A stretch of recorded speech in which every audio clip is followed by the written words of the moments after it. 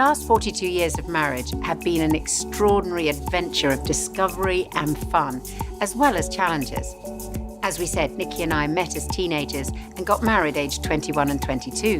When we'd been married for a year, we bought a 16-year-old sports car very cheaply and decided to drive out to Greece and back for our summer holidays, a round trip of over 6,000 miles. It was an amazing journey, but it was also one of the most challenging times we'd had in our marriage. Obviously, we got tired and some of the roads were really scary. But the main challenge was around our different expectations. My idea was to spend as little money as possible and generally to find somewhere to sleep in a field and live off bread and cheese. Whereas my idea was that occasionally we would stay in a cheap hotel and every so often have a decent meal.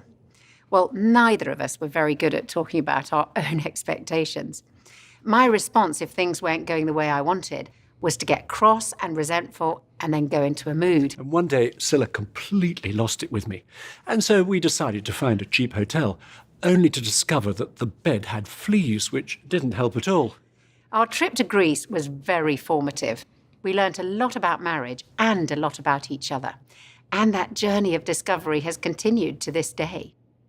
Marriage provides us with one of life's greatest opportunities and one of its greatest challenges. The opportunity to build the most intimate of relationships, the benefits of which go way beyond ourselves. And the challenge to go on learning what it means to love another person, to look beyond our own needs, to go on finding out what's important to our partner, and then make adjustments in our own behaviour.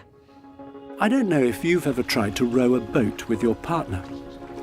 It was one of the first things Scylla and I did when we met as teenagers on holiday, and we weren't very good at it. The main problem was we were trying to prove to each other who was the better rower. Both of us were pulling our hardest on the oars, but our strokes were different lengths, so we were lurching from side to side. And in addition, we weren't rowing in time, and the oars kept clashing. It was hard work, and the boat didn't make much progress through the water.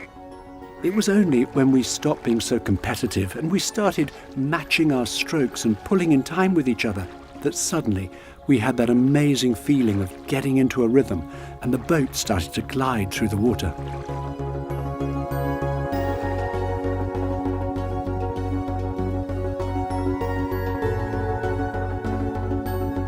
In marriage, we have to work through problems together, with both of us asking ourselves, are there ways that I need to change for the sake of our partnership? We're going to look at 4 requirements if we're to work together as a team in marriage.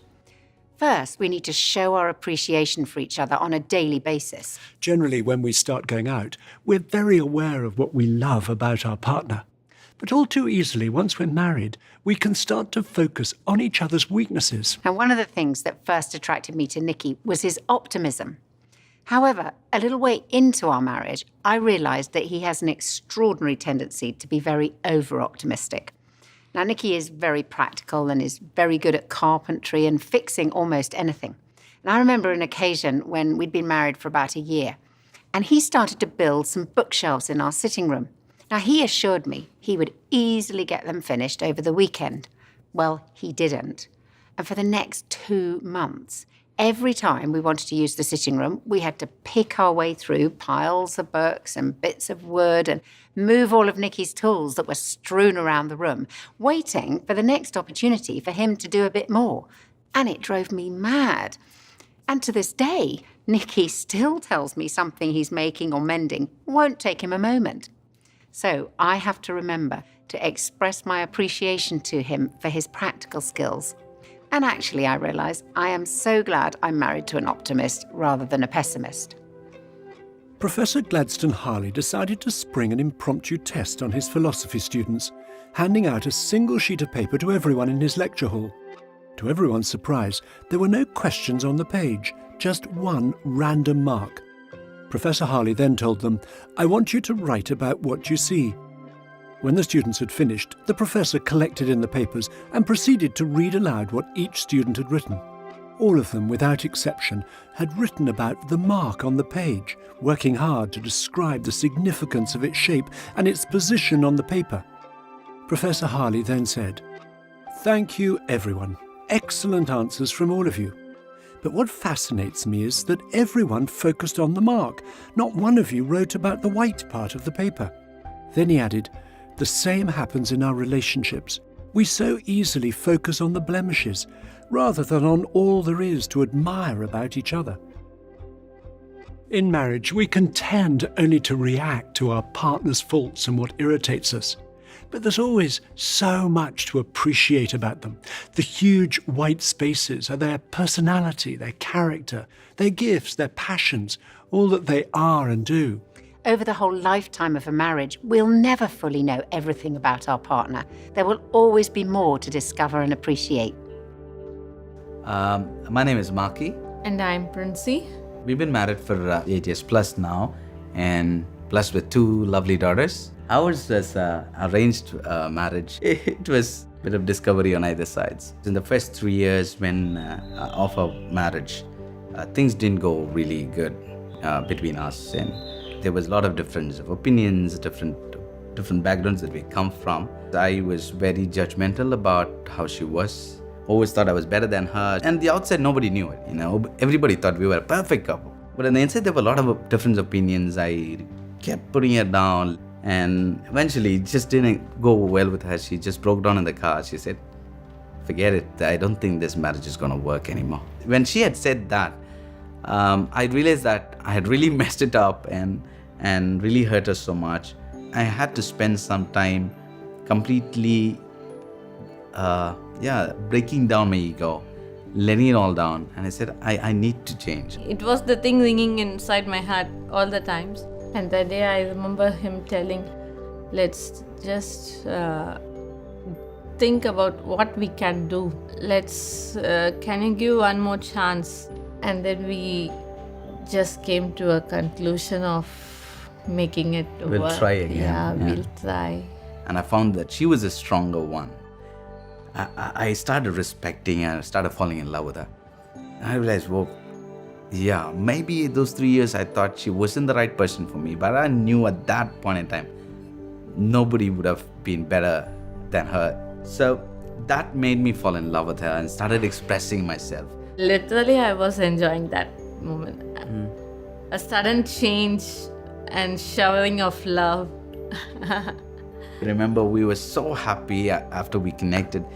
For the first time, we danced together. We played some music, we danced together, and with tears. With tears of joy.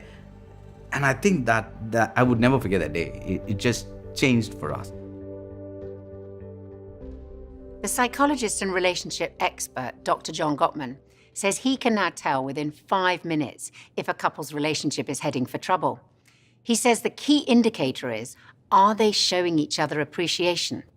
His advice to couples is, for every 1 critical remark, there needs to be at least 5 positive ones. Constant criticism in a marriage can destroy a person. It will undermine their self-esteem and they can lose their confidence.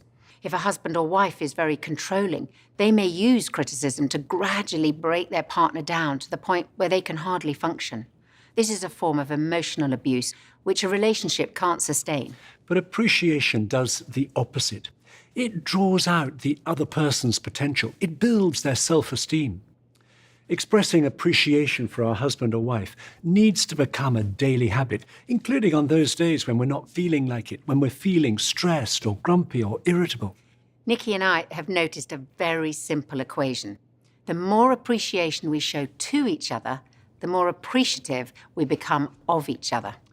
We hope this first conversation, called Expressing Appreciation, is the most enjoyable of the whole course. We want you to write down 6 things in your journal that you appreciate about your partner. When you've both finished, take it in turns to read out loud to each other what you've put.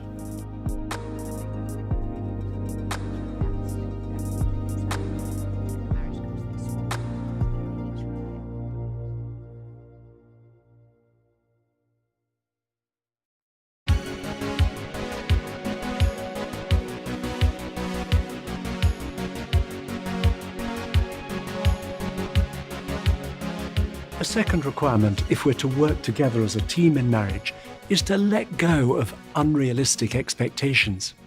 In the view of one psychologist and marriage counsellor, people putting unrealistic expectations onto their partner is the principal reason for marriages breaking down today. Some people come into marriage expecting their partner to love them perfectly and to meet all of their needs. Sometimes that's because they have unmet emotional needs from childhood. Maybe they didn't receive much affirmation or attention. Or perhaps they weren't loved unconditionally by their parents, and they expect their partner to meet all of these unfulfilled needs from childhood. And that's putting unrealistic expectations onto them. Their partner can never be the perfect mother or the perfect father that they didn't have, and they certainly can't be the perfect husband or wife. Alongside appreciating our partner's qualities, we have to accept their flaws. We have to take them as they are rather than as we would like them to be.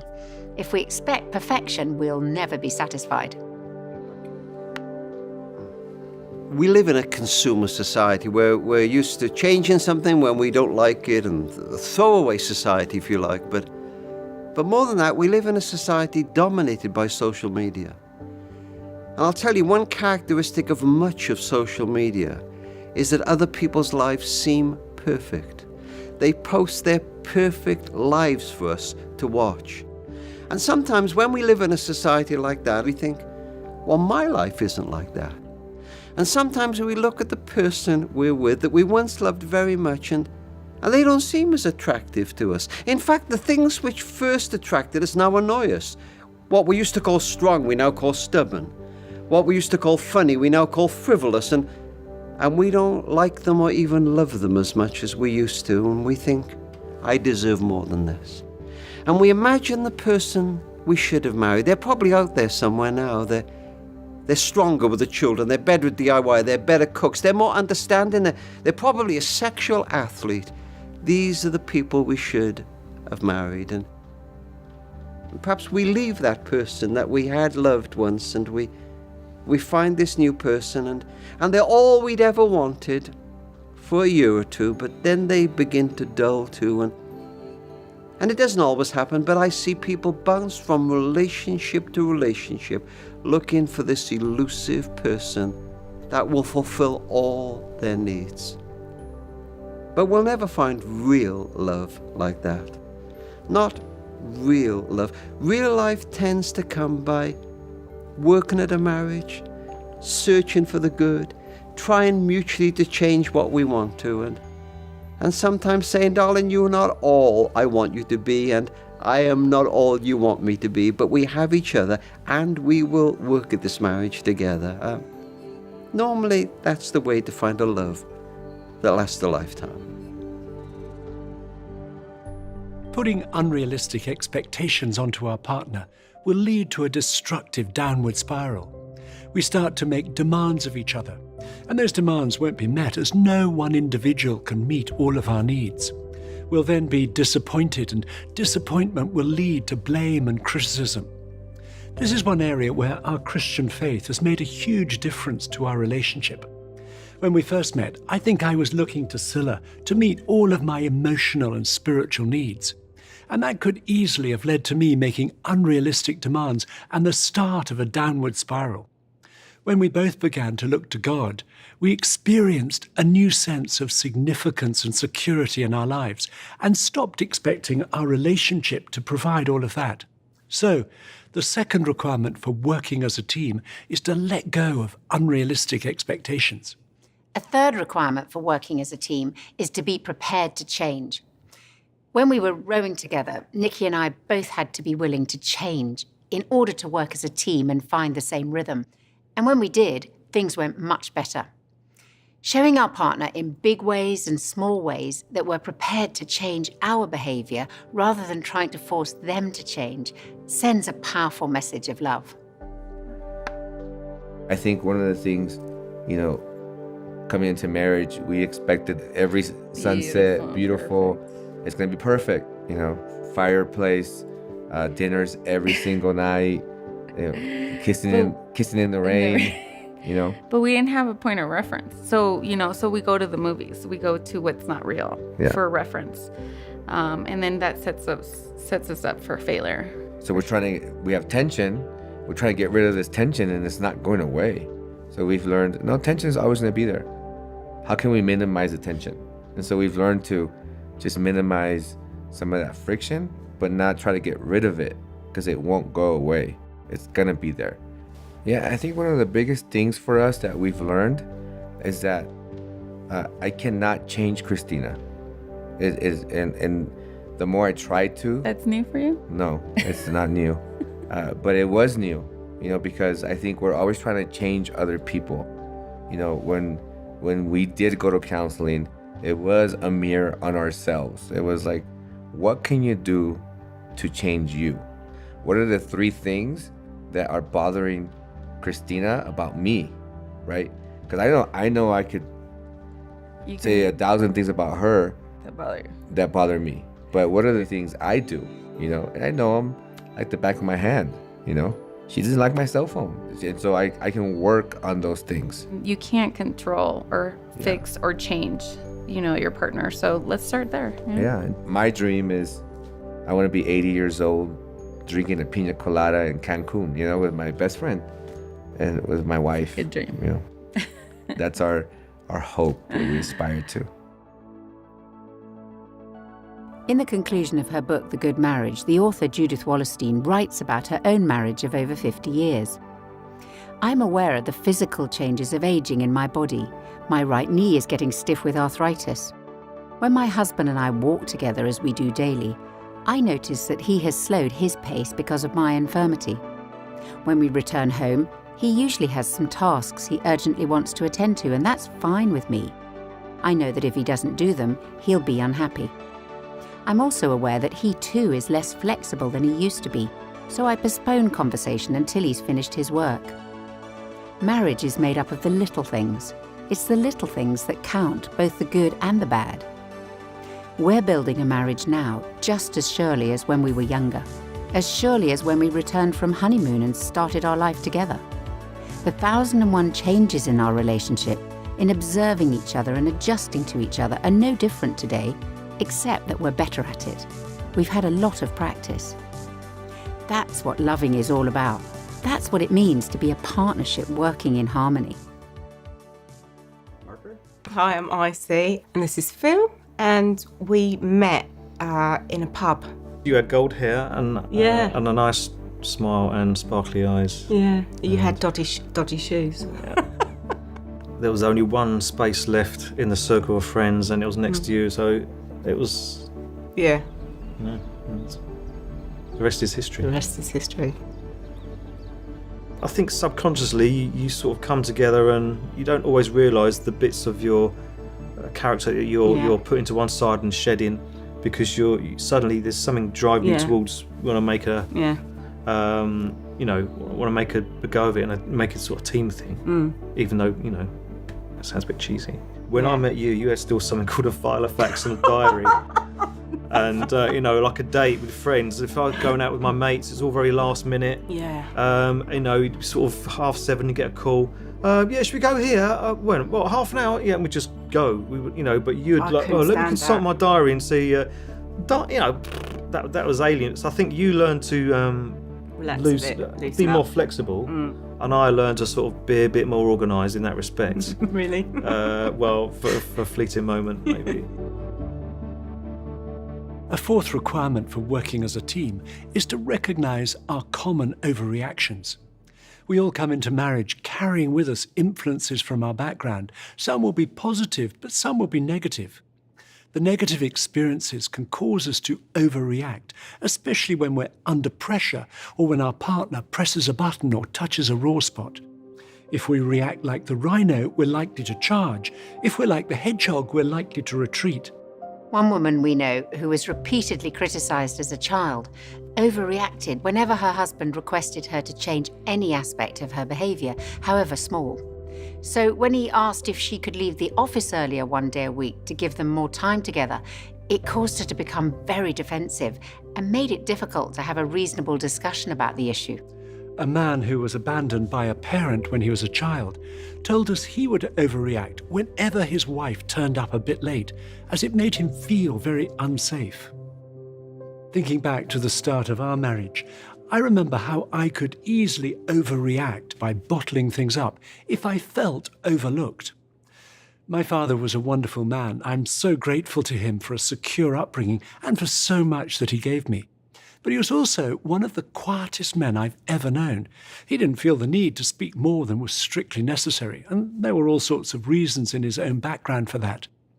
And it was only as I started to tell Scylla where I felt insecure or hurt or overlooked, and that took real courage, that she started to affirm me and encourage me more, and it's made a massive difference to me. Something that's pressed a button for me in our marriage and caused me to overreact and get really stressed is when we've been packing up to go away somewhere. And it was only as I thought about my own family background that I realised my father used to get us to organise everything down to the last detail the night before we were going anywhere. And if we hadn't done it, he'd get cross and stressed and shout at us, and we all felt like he was controlling us, and I really hated that as a child. And then I suddenly realised I was imitating his behaviour.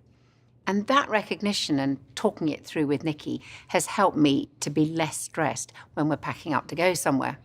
Change from our overreactions is possible, although it generally happens gradually. The process involves making ourselves vulnerable. It takes courage and requires self-awareness. If we're not aware of how our upbringing has affected us, we'll tend either to imitate what we observed growing up or react against it. It's only when we become aware that we have a real choice. We need to look at our own reactions and ask, is that reasonable? Is that in proportion to the situation? Then, through talking about why we react as we do and forgiving those who've hurt us or let us down in the past, we can start to change. Mark? I grew up as an only child, and my mum passed away when I was about 14, and then I had a very difficult relationship with my dad because he suffered badly with depression. But I think with that, a load of walls kind of went up for me. And so getting married was kind of this big thing of trying to let Andy in and even getting engaged. And I think that took a long time to really, for my walls to come down, for me to really trust you. And I think I would get very easily hurt by you. When he hurt me, it was like huge. So he'd say one small thing, but for me, it was like a nuclear bomb. Like saying, oh, you shouldn't be late, you know. But like, why are you saying that about me? And I just take everything as a huge personal critique. And I think I'd had a slight expectation of, because a lot of people close in my life had maybe either passed away or had in some ways let me down, that there was that, for me, slight testing of him. Is he going to do the same? So I remember times when we'd fall out, and this was when we were dating, and I'd kick you out the house and he'd stay outside for like 2-3 hours. And I bet you eroded slowly just by being persistent, I think, being forgiving, being kind, being patient with me as I kind of processed all these things. So I don't think we had like a light bulb moment when everything changed. I think it was probably like persistent conversations. Yeah. And like a slow breaking down of walls, a slow building up of trust. For the next conversation, reflecting on your upbringing, write down a situation in which you know you overreact. You'll see we put an example in your journal. Then put down any reasons you're aware of for this overreaction. Ask yourself if there's anyone you need to forgive from your past. Then show each other what you've put and tell your partner in what ways they could help you to avoid this overreaction.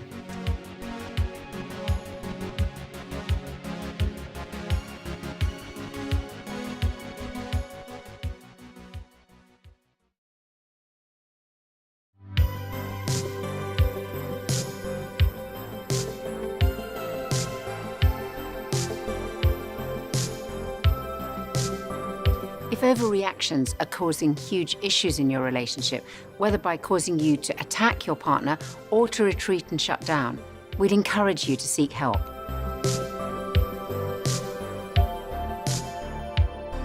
We're now going on to look at how important it is to agree on our priorities if we're to build a strong marriage.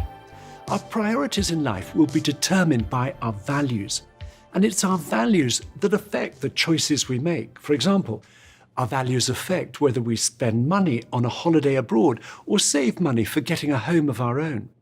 Our values affect how much energy we devote to things like our work or leisure activities, to our family and friends, to developing our spiritual lives, to being involved in voluntary work and so on.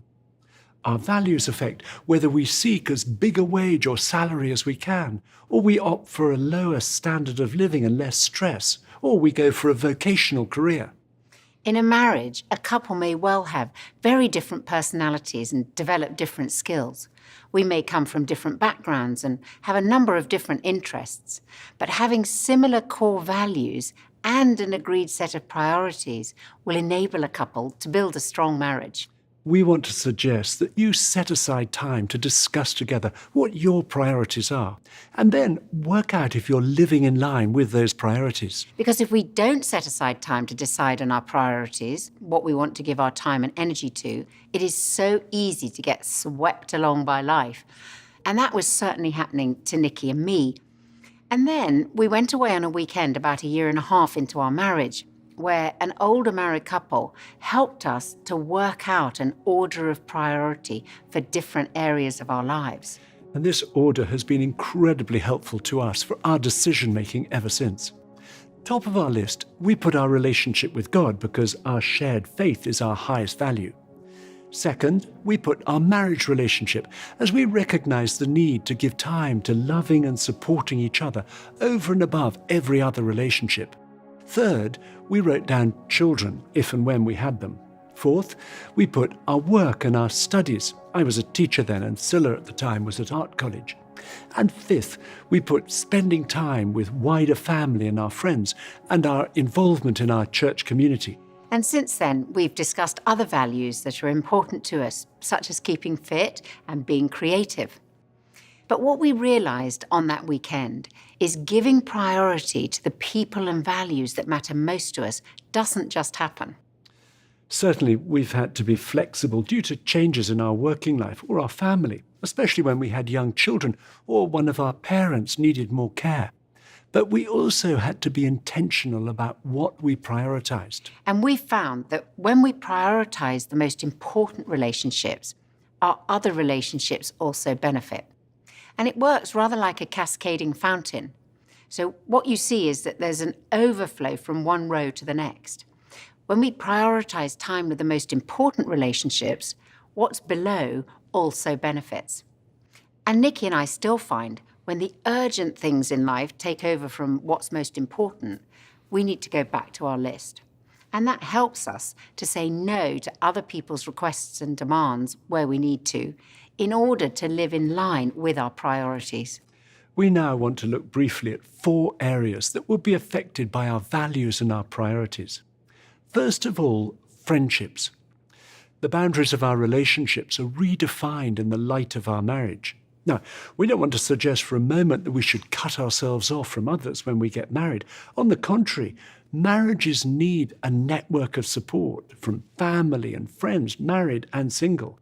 And it's one of the hazards of today's society that married couples can all too easily get isolated. But we do also need to be realistic and protect our marriage from any relationships that might threaten it, such as spending time with former boyfriends or girlfriends by ourselves, or going for a drink after work with a colleague of the opposite sex on our own. Affairs often start with intimate conversations, as emotional unfaithfulness usually precedes sexual unfaithfulness. Scylla and I hear of an alarming number of affairs that start in the workplace or online. So, setting and agreeing clear boundaries is so important in terms of where and with whom we spend our time.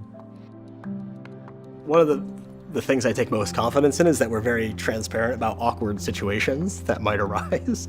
And I remember Stephanie went on a work trip to Kosovo, and she was out with some colleagues. But at the time, we had an Apple TV, right? And I don't know if Stephanie even knew, but the photos on the screensaver were synced to our iCloud account, right? So it would automatically upload photos from Stephanie's phone, and then those photos would display as the screensaver on our television, right? When it sort of, went dormant. And I was at home, and I had just gotten back from work, and the TV was on, and the screensavers were going, and up were popping these photos of Stephanie in this club with her friend and a random guy, And they started, the photos went into sequence through the evening, and gradually, like, the buttons on the shirt of this guy came down throughout the night. And so I was sort of, I was piqued, by this. And Stephanie called me the next day, and she was like, you would never believe the crazy evening we had. And she went on to talk about how this guy was essentially hitting on her on the bar. And she didn't even know I had seen these photos on the Apple TV, but the transparency and the honesty about that moment and saying, hey, this was a really awkward situation. And rather than hiding it from you, I'm going to be transparent and just tell you about it. That gave me a lot of confidence in our relationship. We try not to do long periods of time away from each other. We try to, be wise, like go in, do what we got to do, get back. But we also have built in a special way in which we meet each other when he returns back. Yes, which is let's just leave it at that. My favorite. I think another way we've protected ourselves is surrounding ourselves with healthy couples. It's so important for us to have relationships that are connected to our marriage, not me with the boys. How can we surround ourselves with healthy couples that now my relationship is connected to? I think boils down to community, that we're not doing life alone. The second area that will be affected by our values and our priorities is the value we place on children and family life. Many couples talk about having children, for all its hard work and expense, as the most rewarding and joyful activity they jointly undertake in life. And you need to be sure that you've discussed this topic prior to marriage, and that your partner feels the same way about having children as you do. Otherwise, you could discover later on this fundamental difference between you in your values. Some of you might have thought it strange that children were below marriage on the order of priorities that Scilla and I wrote down together early in our marriage. Putting children at number 3 is not to undervalue the gift of children, and it's not because children are less important, but because a healthy marriage contributes massively to a child's welfare and security. Children feel safe through their experience of a loving, stable relationship between those who are looking after them. And when so much time goes into looking after a child or children, the marriage can easily be neglected. The third area that will be affected by our values and priorities is our work. Marriage isn't about competing with each other. It's not my career versus your career. Rather, our attitude should be, how can I help my husband or wife to fulfill the gifts and potential they have?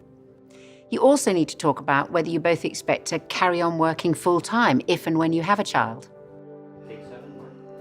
It's a real challenge for many young couples to think about balancing time with a child and time at work. And I think that's one of the reasons why the couple really need to be a safe team together when they become parents. What your child most needs is you. Your child needs to know they matter to you, that they're special to you. It's like the parents are there as a safe haven for the child, and that makes the world a safer place for that child. That's where children grow emotionally. That's where children develop a strong sense of self. There, right in that drama. That's the one that matters the most. If you give children that, all the research says that they have the capacity to explore and find all kinds of other things for themselves. It depends on your priorities in life. And I think that's very difficult in the modern world because the modern world gets faster and faster. You can help each other be accessible, responsive, and engaged with your kids, which is what a kid needs. That's what a good love relationship is. And I think part of deciding to be parents is to understand that there are times when, yes, this task of being with your child is going to come first. And, hopefully you're going to support each other with that. So this is where a good marriage is the very best recipe for good parenting and a stable family. The fourth area that will be affected by our values and our priorities will be the value that we place on spirituality. This area is around our core beliefs and how these are worked out in our day-to-day lives. Exploring faith and spiritual issues and having open and honest conversations about what each of us thinks can draw us closer together as a couple. Part of the conversation should be around what you would each want to pass on to children. Would you expect to pray with them? Would you want to take them to a place of worship? Would you expect to read to them from a children's Bible? And then it's important you know your partner's expectations for you as a couple. Do you expect to go to a place of worship together regularly?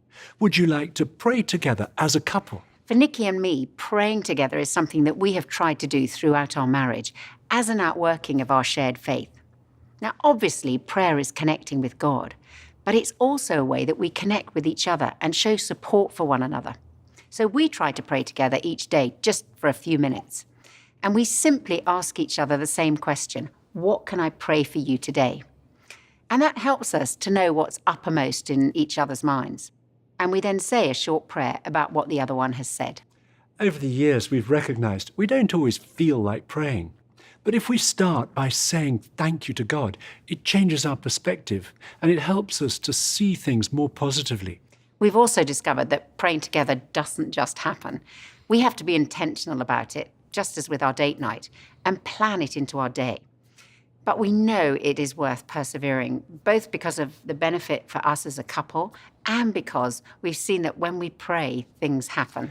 And we would say that praying together day by day is one of the most uniting, connecting things that we do. We've drawn a diagram to try to show how it works for us. You'll see at the top of the picture we've put God, with ourselves at the bottom two corners. And it works as a sort of a triangle, as we each look to God to receive and experience His love, His forgiveness, and a sense of His purpose for our lives. We've found we're better able to love each other. Now, if you don't pray, you might consider another way of connecting with and supporting your partner every morning. You could simply ask each other, how can I best support you today?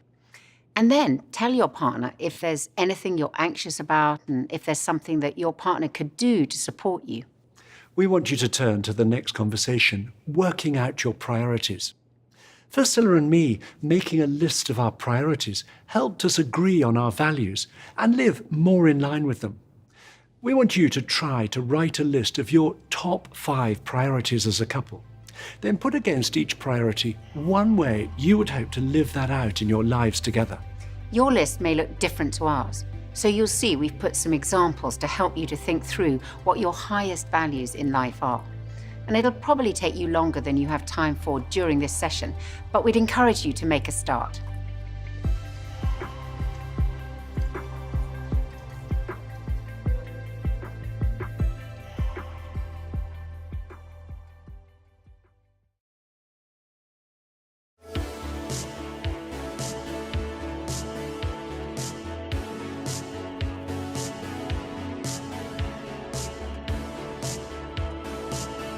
In concluding this whole course, we want to come back to this idea of marriage being an ongoing journey of discovery and adventure.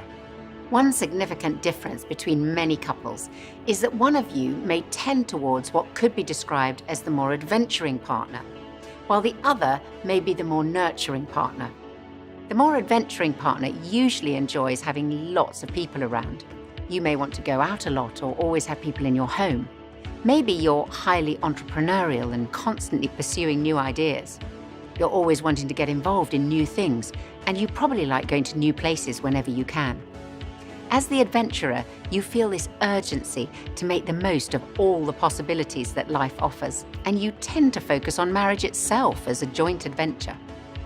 Meanwhile, the more nurturing partner tends to see the marriage as a safe place to return to after whatever adventures or challenges life brings. You provide more consistency and routine in your relationship. For you, the marriage and the marital home provide the emotional and physical resources to deal with the outside pressures. The nurturing orientation tends to prioritize one-to-one time. You value nights in, and you may take a more cautious approach to new activities. And you're very aware of the dangers of getting overextended. You can see the difference between an adventurer and a nurturer at an airport. You see the adventurers as they're going into departures, excited about setting off for somewhere new, Whereas at arrivals, the nurturers are more excited about returning home. They love getting back to what's familiar. It's important to note there's no gender correlation to either style. And we also want to stress that neither the adventurer nor nurturer mentality is better than the other, even if you feel your own preference is by far the best. Actually, both make an important contribution to the relationship. The adventurers are really good at not allowing the marriage to stagnate and are more ready to take risks, while the nurturers are really good at not letting the relationship get overextended, and they bring more stability. And we'll all be somewhere between the two extremes. And as a couple, we may be the same or very different. We may both be at one extreme or somewhere in the middle. Over the years, Nikki and I have become more aware of each other's inclinations. I'm naturally more of the adventurer. I'm better at initiating change, and I'm not good with too much routine. I lose interest without new experiences. While Nikki is better at maintaining routine and will stick at something until it gets finished. If as a couple you're very different and you value just one of these traits, resentment can quickly creep in. If the nurturing mentality dominates, over time the adventurer will begin to feel frustrated. They'll probably feel held back or resentful and complain that life is getting routine and boring. They may then disconnect and pursue their own adventures at the expense of the marriage. Whereas nurturers who are over-adventured will often suffer in silence for a time. They may feign interest in a sport or in endlessly seeking out new places just to please their partner, but they gradually feel more and more exhausted or overlooked or insecure. As a couple, your responsibility is to value both the energy of adventure and the security of recovery. When we first got together, it was very much, and I still feel this, I kind of like get Phil going and he just settles me down. So it's like we work together really, really well. So would you agree now? It's fine, get me going. So sort of like, come on, yeah, let's go into it. Because you are so laid back and... What do you mean? Even like, okay, Where do I need to get going? Where do I need to get going? In terms of what? Just you, love. He likes adventure. He likes the unknowns because he's a dreamer, right? And I am concrete, very like on earth, and I need the known and the planning. Yeah, so I fine. interject these like hows and whys, and he, you know, he doesn't want to hear that. He just wants to have the freedom to dream, and so at times, yeah, I have to bite my tongue and maybe tomorrow tell him what I was thinking, right? And not like crush his dreams in the moment. Sam is so outgoing, a bit more on the shy side. He's so spontaneous, loves taking risks and loves trying new things. And I like to be in the comfort zone. What I accept as laid back now, back then I'm like, come on, let's do some things. Let's get some stuff done. This is like running a marathon. If you run as hard as you can at the beginning, by the end you'll be crawling through it. But I'll make it. 他就是比较冒险，我就会在保险的情况下。我的爱人如果这样讲说，我们快要晚点了，大概可能离火车开还有4个小时。如果我说快要晚点了，那真的快要晚点了，真的快要晚点了。就是1分钟了。G.K. Chesterton once said, "Everybody is looking for two things in life, adventure and security. Typically, people have to choose one or the other. Marriage has the potential to provide both, and every marriage needs to give enough space for both adventuring and nurturing. When you get these two forces working well in your marriage, marriage itself becomes one of life's great adventures." So, we want you to have your final conversation of the course, adventurer or nurturer.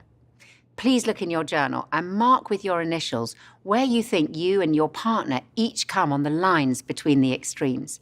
It could be at one end or somewhere in the middle for each category. And discuss whether you tend more towards adventuring or more towards nurturing, and talk about how well you balance each other out. And then consider whether you need to increase the adventuring or nurturing in your relationship.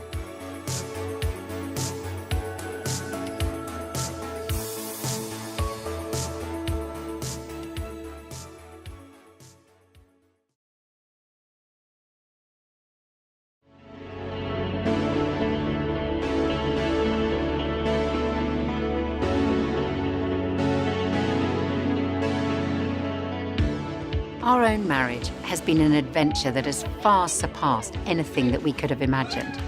We're still discovering things about each other, even after 42 years, that we hadn't realized previously.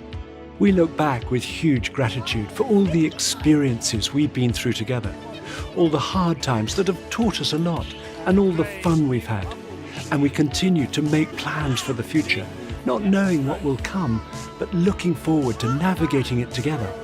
When as a couple, we use the tools that we've talked about on this course, such as talking and listening well, using each other's love languages, expressing our appreciation for each other, living out our shared values, we build a relationship of love that can weather even the strongest storm. Our final reading is another passage from the love story in the Bible, the Song of Songs. Place me like a seal over your heart, like a seal on your arm. For love is as strong as death, its jealousy unyielding as the grave. It burns like blazing fire, like a mighty flame. Many waters cannot quench love, rivers cannot sweep it away.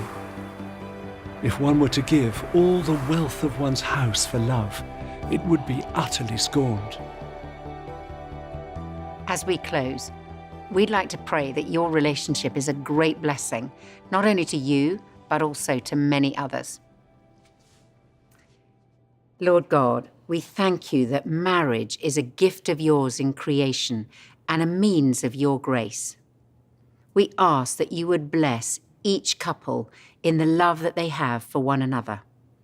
And we pray for those who are exploring marriage, that you would guide them about the future.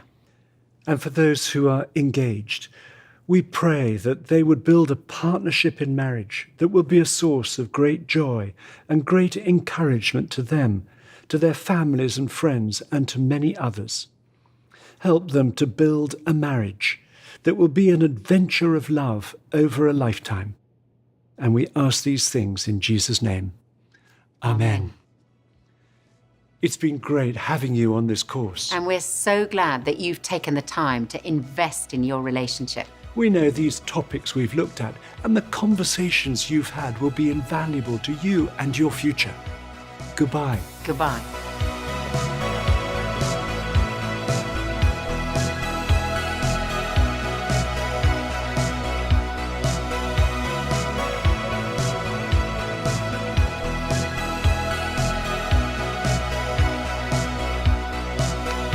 I can't believe you told people that. Sorry. Sorry for smacking that microphone. I realized after I did it. I did that too.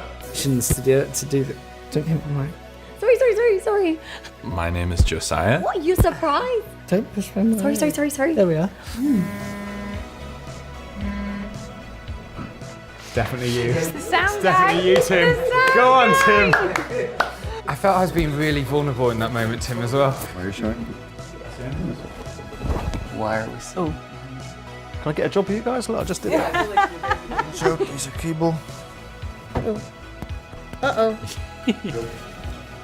Sweet. Yeah, you just invite us. I really appreciate it. Appreciate it. Powered through that. Awesome. Finished? Oh. You made it.